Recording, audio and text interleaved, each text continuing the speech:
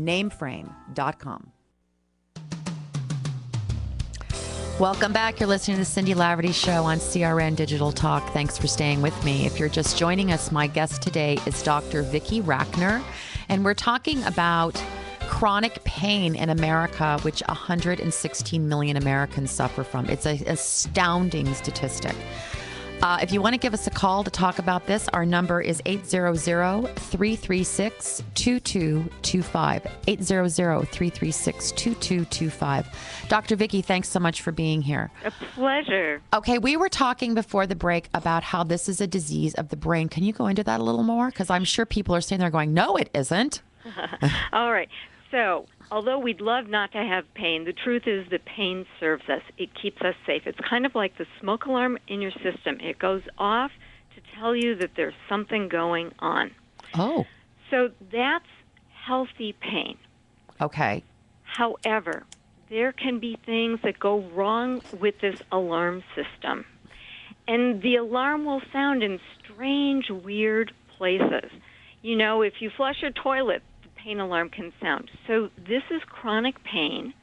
It's a miswiring of the brain, and we are starting to think of it now as a disease. So, you know, you might be treated for heart disease or for cancer. Right. We're thinking that there is a special treatment for chronic pain now, and it may involve just wiring different pathways that the brain can take instead of taking the old, worn chronic pain pathways.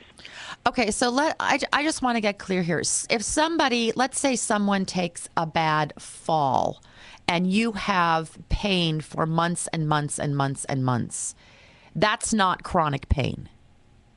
Or is it? Chronic pain is pain that lasts longer than you'd expect for the normal healing. So let's say somebody injured their back, or they took the fall that you said, right, and they broke their leg. Right. You would expect them to have pain. Yes. And you would expect that pain to last, the acute pain would last a couple days, and then it would get better and better and better. And probably within 6 months, they would be pain-free, except if they landed wrong on the leg. So if they have pain for a year afterwards, like every time they take a step, they have pain in their shin. That's chronic pain. Okay, so now it's gone to the brain. Right. Because the body has healed, but the brain has not. You got it. Okay, I get it. All right, so if we are living with someone who is in chronic pain, or we have a friend, or we know someone, there are definitely do's and don'ts about what you're supposed to do here. Absolutely. Okay, and you've really established those in the connection prescription, right? You got it. Okay, let's talk about that. Okay, so there are 7 steps, and here's the first and most important.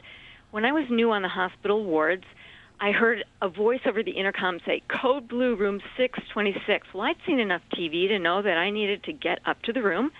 When I got there, it was just packed with people. I went and stood on the wall next to my resident, and he looked at me and he said, "What's the first thing you do when you arrive at a code?" And I didn't know. And he said, "First, take your own pulse." I think that applies to a lot of things in life.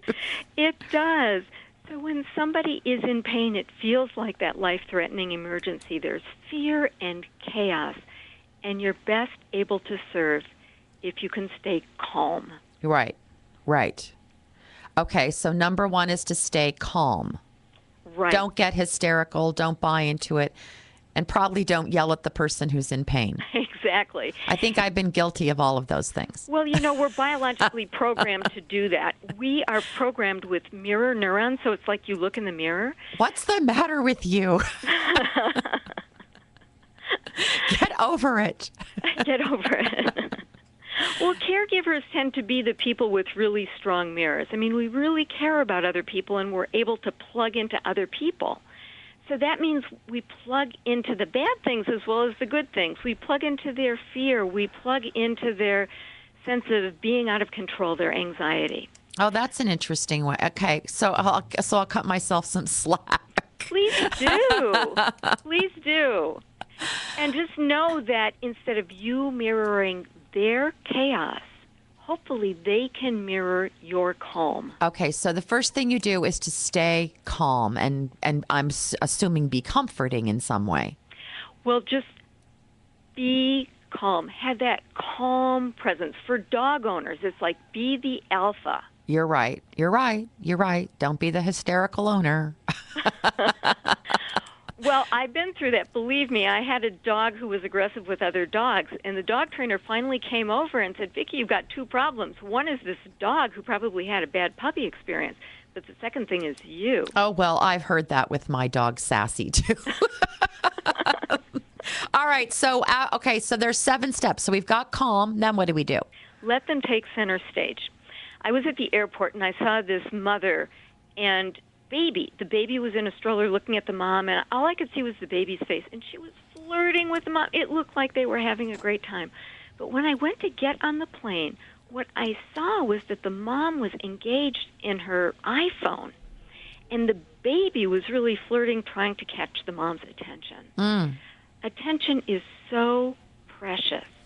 When somebody is in pain, if you're just there listening to their story, saying, how is it to live with this pain? What's it like for you? If you do nothing more than listen, you're going to make a huge contribution.